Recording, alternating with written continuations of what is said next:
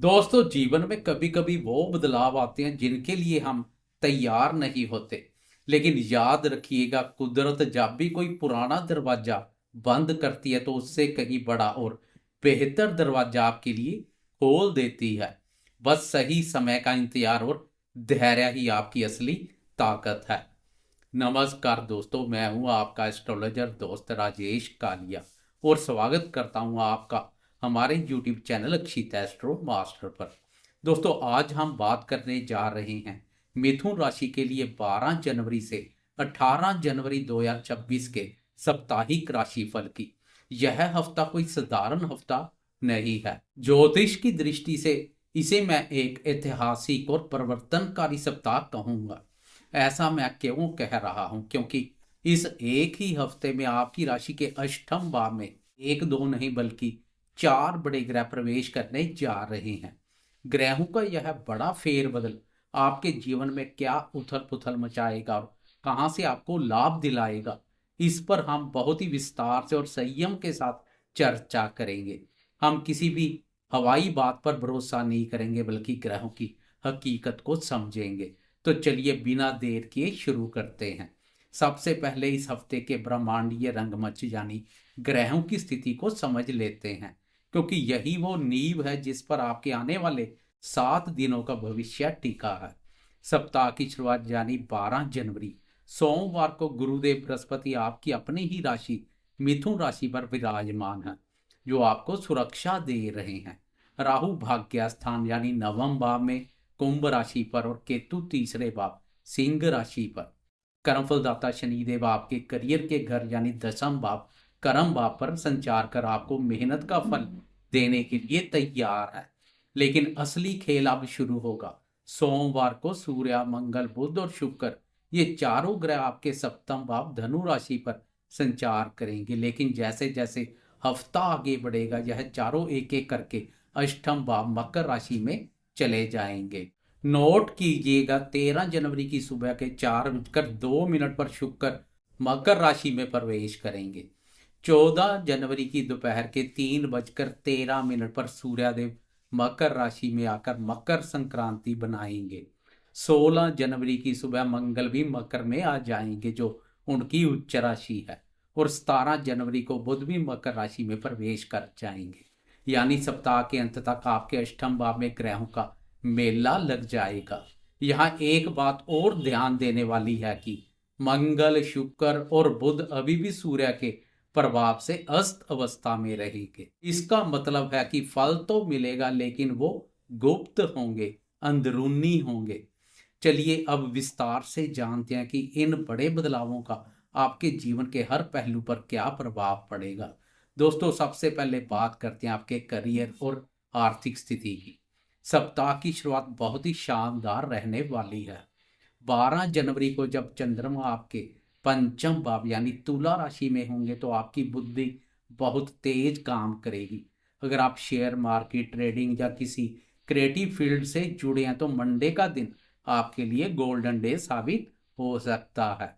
गुरु आपकी राशि में बैठकर पंचम दृष्टि से पंचम भाव को देख रहे हैं। यह ज्ञान और विवेक का अद्भुत संयोग है। नौकरी पेशा दोस्तों को अपने बॉस से सराहना मिल सकती है, लेकिन 13 जनवरी की शाम से सावधान हो जाएं। जैसे ही चंद्रमा शाम 5:20 पर वृश्चिक राशि आपके छठे भाव में आएंगे और उधर शुक्र अष्टम भाव पर चले जाएंगे, यहां से समय थोड़ा चुनौतीपूर्ण शुरू हो सकता है। अष्टम भाव अचानक होने वाली घटनाओं का है। नौकरी में अचानक कोई बड़ा बदलाव या काम का बोझ बढ़ सकता है। जो दोस्त पार्टनरशिप में व्यापार करते हैं उन्हें 14 से 16 जनवरी के बीच बहुत धैर्य रखना होगा, क्योंकि सप्तम भाव से ग्रह निकलकर अष्टम भाव पर जा रहे हैं। हो सकता है पार्टनर के साथ कोई पुराना वाद विवाद सामने आए या पैसों के लेन देन को लेकर कुछ गलत फहमियां पैदा हो। मेरी सलाह है कि इस हफ्ते कोई भी बड़ा निवेश बिना कागजी कार्रवाई के ना करें। आर्थिक तौर पर यह हफ्ता मिला जुला रहेगा। अष्टम भाव में ग्रहों का जाना गुप्त धन या रुका हुआ धन मिलने के संकेत भी दे रहा है। हो सकता है कोई पुराना फंसा हुआ पैसा, इंश्योरेंस का पैसा या ससुराल पक्ष से कोई आर्थिक मदद आपको मिल जाए। लेकिन क्योंकि खर्चों का घर भी सक्रिय है, तो हाथ में आया पैसा किसी ना किसी जरूरी काम में खर्च भी हो सकता है। इसलिए बजट बनाकर चलें। अब बात करते हैं स्वास्थ्य की, जो इस हफ्ते का सबसे संवेदनशील मुद्दा है। देखिए, मैं आपको डराना नहीं चाहता, लेकिन एक एस्ट्रोलॉजर के नाते आपको सतर्क करना मेरा फर्ज है। अष्टम भाव, जिसे हम बाधक स्थान भी कहते हैं, वहां सूर्य, मंगल और राशि स्वामी बुध का प्रभाव रहेगा। 13 जनवरी की शाम अपनी सेहत का खास ध्यान रखें। बदलते मौसम का असर वायरल इन्फेक्शन या पेट से जुड़ी समस्या परेशान कर सकती है। खासकर 14 और 16 जनवरी के आसपास, जब सूर्य और मंगल राशि बदल रहे होंगे, उस समय गाड़ी चलाते वक्त या बिजली के किसी उपकरणों का इस्तेमाल करते वक्त सावधानी बरतें। चूंकि मंगल और बुध अस्त है, तो हो सकता है कोई बीमारी अंदर ही अंदर पनप रही हो और आपको पता ना चले, जैसे हल्का बुखार या थकान। इसे नज़रअंदाज ना करें, डॉक्टर की सलाह तुरंत लें। लेकिन अच्छी बात यह है कि लग्नेश बुध खुद अष्टम भाव में जा रहे हैं, जो आपको दीर्घायु और रोगों से लड़ने की शक्ति भी देंगे। बस लापरवाही नहीं करनी है। शिक्षा और संतान के नजरिए से देखें तो सप्ताह की शुरुआत 12 और 13 जनवरी दोपहर तक विद्यार्थियों के लिए समय बेहतरीन है। चंद्रमा पंचम भाव पर है, और तो पढ़ाई में मन लगेगा।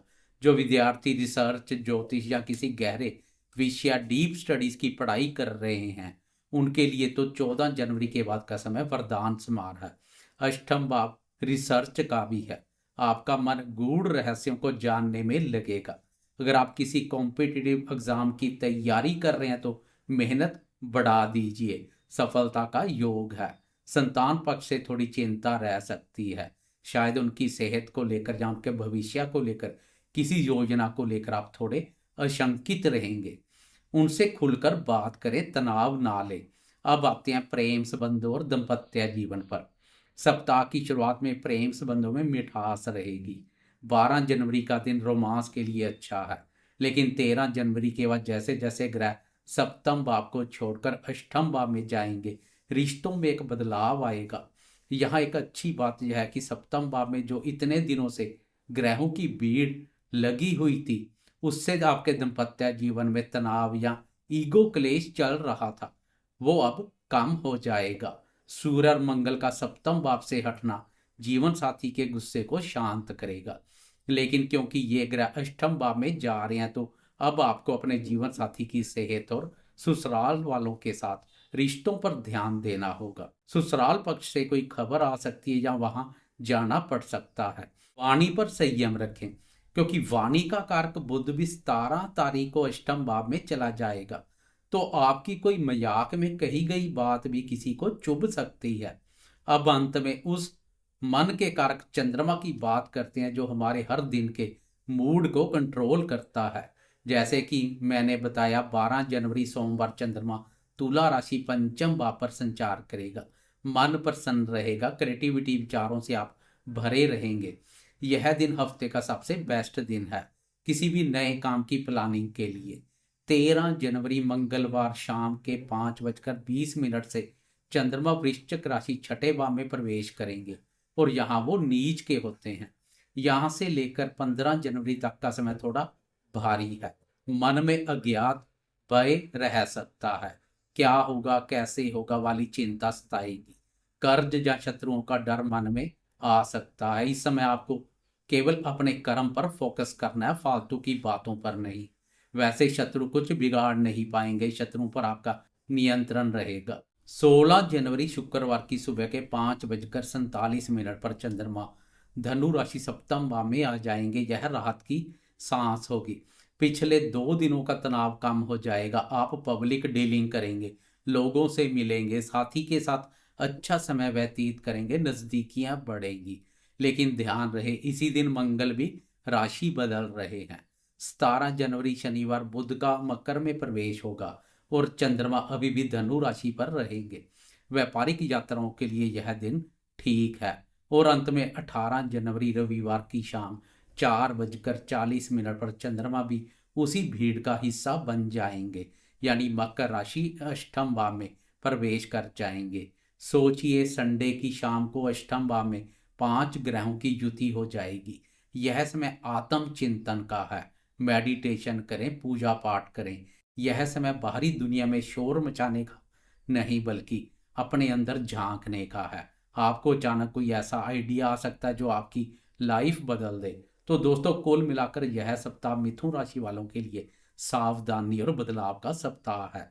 करियर में गुप्त तरीके से उन्नति होगी, लेकिन सेहत और रिश्तों में पारदर्शिता रखनी होगी। घबराने की जरूरत नहीं है। ग्रह सिर्फ रास्ता बदलाते हैं, मंजिल तो आपकी मेहनत ही तय करेगी। उपाय के रूप में इस सप्ताह आप भगवान गणेश की आराधना जरूर करें। और हाँ, हो सके तो बुधवार या शुक्रवार को किसी गौशाला में हरा चारा दान करें। यह आपके स्वास्थ्य और धन दोनों की रक्षा करेगा। दोस्तों, कैसे लगा आपको यह वीडियो? अगर आपको यह जानकारी सटीक और काम की लगी हो तो वीडियो को लाइक जरूर करें और कमेंट बॉक्स में जय गणेश लिखना ना भूलें।